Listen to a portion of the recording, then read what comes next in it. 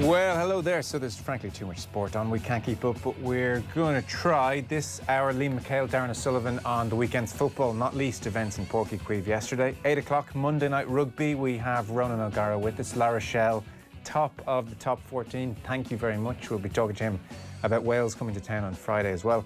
Rena Buckley will talk to us in the next hour about the Camogie and the football weekend that was. Not to mention Pat Nevin on the Premier League.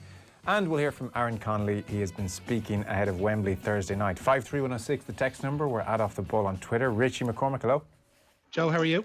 Hey. I've spent a Monday catching up on everything I didn't see. And to be honest, I felt like all I did was watch sport over the weekend. So it's that kind of a time, Richie.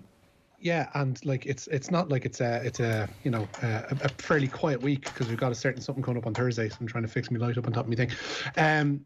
Yeah, like yesterday was insane. Particularly that Cork Kerry match, as I said on Twitter, like it spent 90 minutes being an advertisement of why knockout football may just be a bad idea in the long run, and then we got 10 seconds of why knockout football is absolutely essential and must be ring fenced at all costs.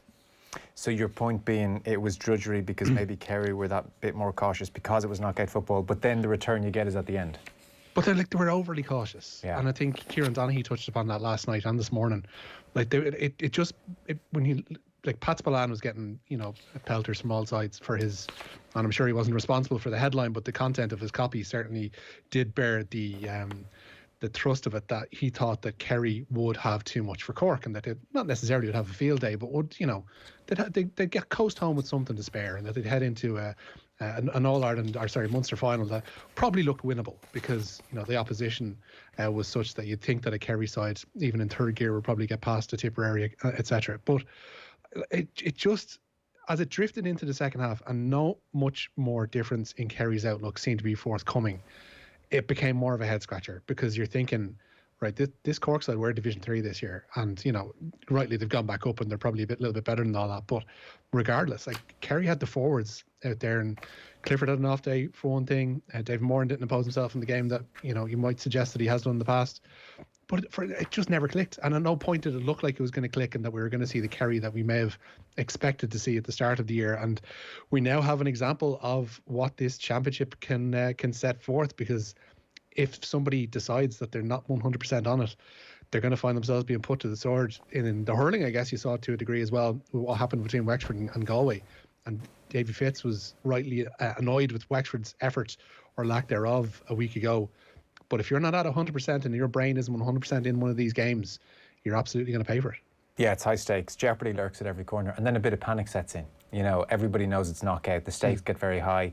And even the lesser team, to what extent Cork are or not, increasingly I'm not so sure, but even the lesser team gets a sniff of, well, this could be our day and this is knockout, and they're, suddenly the pressure of the situation works against the better team. Kerry converted 13 of 30 scoring chances. Lot dropped the conditions, short, to be honest, like it was a dire game, wides. And the conditions helped nobody. I mean, we got to a point yesterday during the second half where the signal went from Páirc Uí Chaoimh, such was the volume of the rain. Yeah. Like it basically dropped out, and it was like it was no conditions, and rightly the Páirc Uí Chaoimh surface has gotten praise because it's actually holding up now, and it actually is a surface that other teams can be envious of. But like, it's no condition to be playing slick, free-flowing football. You have to kind of dig in and grind out a result in these occasions. And I don't know, something very much seemed off with that Kerry side yesterday. I'm not going to get into any great finger pointing and any great, well, the Peter Keane era isn't working, because we mentioned in relation to the hurling championship last week, there's no point in pointing the finger, and we don't have enough evidence base across enough games this year to say whether or not something is working, because this championship is a freak. But you just need to be on top of that freak if you're going to get through it.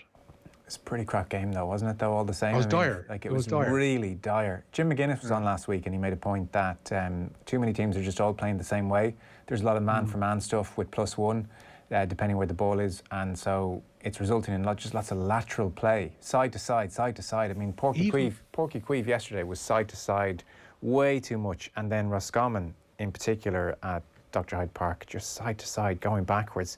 McGuinness was making the point, where is the team at the moment that is going for high pressure, forcing turnovers, and when they get that turnover, bang, flooding forward, and people will say, well, of course McGuinness might use this example, but a la Donegal in 2012 when they were at their best. Where is that transition game of teams forcing turnovers, really hunting ball, forcing turnovers, and then when they win it, bombing?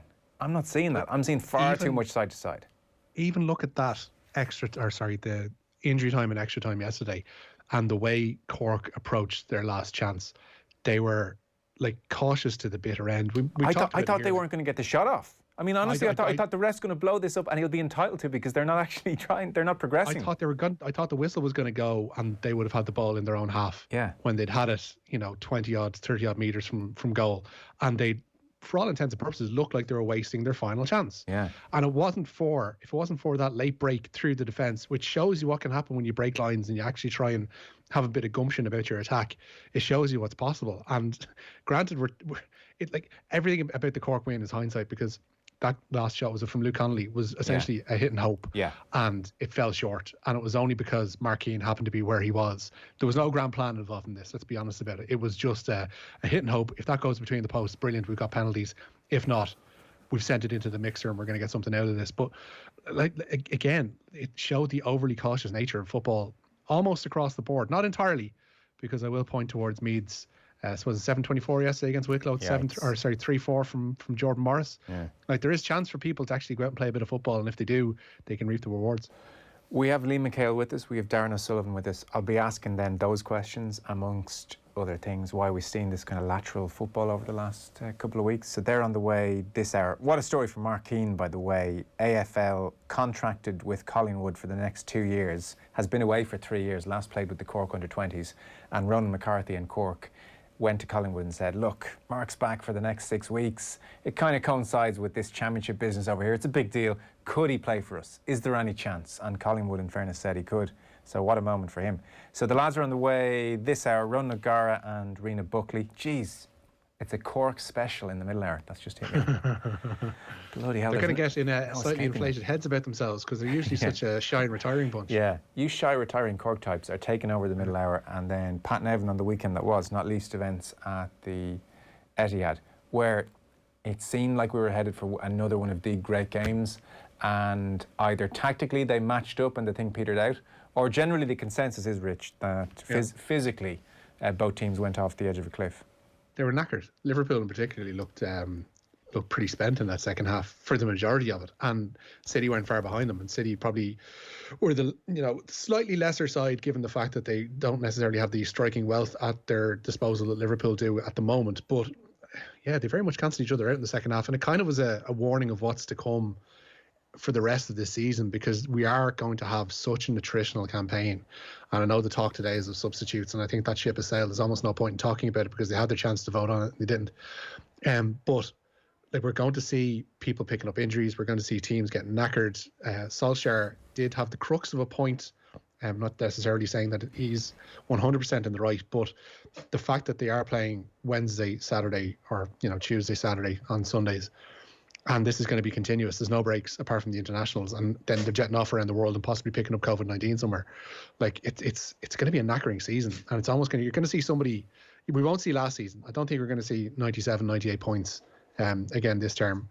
I think we're going to see somebody probably collapse over the line once we get to May, if indeed the season can finish up around then, because in England that's probably still a big if. Let's kick off the news round then. Where are we starting? Here at home, 3 teams battling to avoid relegation and indeed the relegation playoff in tonight's final round of fixtures in the SSE Airtricity Premier Division. Finn Harps need a win at home to Waterford and hope other results go their way if they're to avoid a date with Longford. Shelbourne are most in danger of dropping into 9th if Finn Harps have a good night, and they host Shamrock Rovers tonight, while Derry realistically need only a point away to Cork due to the goal difference involved to secure their safety. Dundalk meets Sligo, and European football is still on the agenda for both. The top 3, of course, we know qualify for Europe, but given the profile of the teams involved in the quarterfinals and beyond of the FAI Cup, it's rather likely that a top 3 team will be in the final again.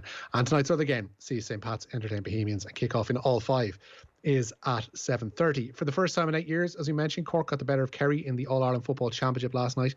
Mark Keane's goal in injury time of extra time saw Ronan McCarthy's side beat the Kingdom by 2 points at Páirc Uí Chaoimh. And McCarthy explained to our Ash O'Reilly how Collingwood man Keane came to be at his disposal.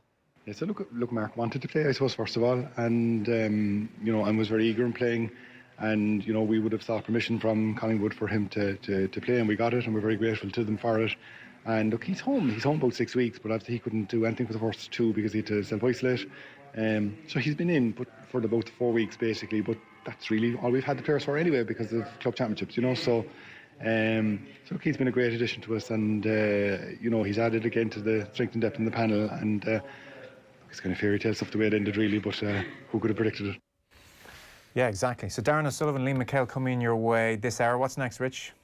Mayo, as we know, beat Galway in the Connacht football final, with James Horan's men beating Roscommon 116 to 13 points. In the Leinster Championship, as we mentioned, wins from Meath, Kildare and Laois, and they joined Dublin in the province's last 4. Meanwhile, Down will face Cavan in the Ulster semi-final after they beat Fermanagh at Brewster Park 115 to 11 points. The LIT Gaelic Grounds has been confirmed as the host for the round 2 hurling qualifier meeting of Tipperary and Cork. They were drawn together this morning.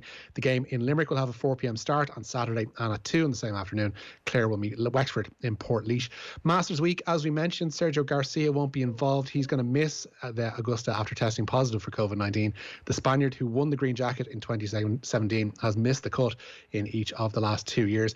Meanwhile, Augusta organisers have changed the cut criteria for this year. The top 50 plus ties at the end of Friday's play will progress to the weekend. Previously, being within 10 shots of the lead would have seen players make it through to the weekend. Yeah, they're conscious of light, so they want to cut as many as they can. It'll be an 8 p.m. finish on Sunday. I'm told kind of 10 o'clock territory Irish time for Thursday, Friday, Saturday, but it seems 8 o'clock on a Sunday is when they'll finish up, just if you're making plans. And you sit down around, I don't know if you know this, Rich, the back nine on a Sunday is where the Masters starts. I don't know if you've heard that. I've heard that.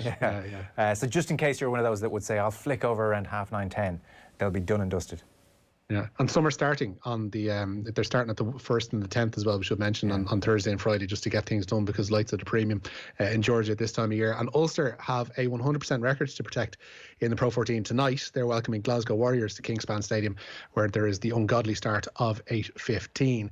And the Republic of Ireland squad train in Barnet today ahead of Thursday's friendly with England at Wembley. Enda Stevens is absent from that game, as well as the Nations League matches with both Wales and Bulgaria. That's due to a knee injury.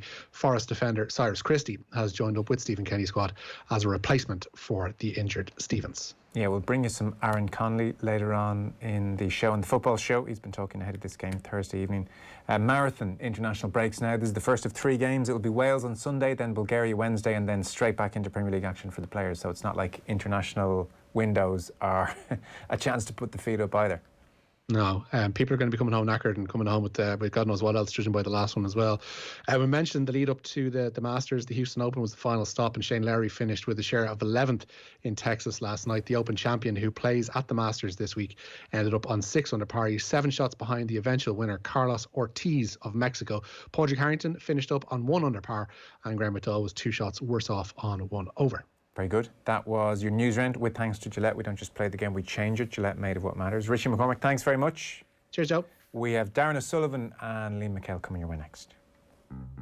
The news round on Off the Ball with Gillette, proud supporters of Movember. Gentlemen, let's mow.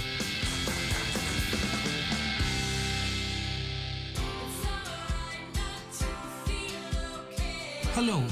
Micheál Mara Hirtigan. And I'm Sonia O'Sullivan. We're getting better at talking about our mental health.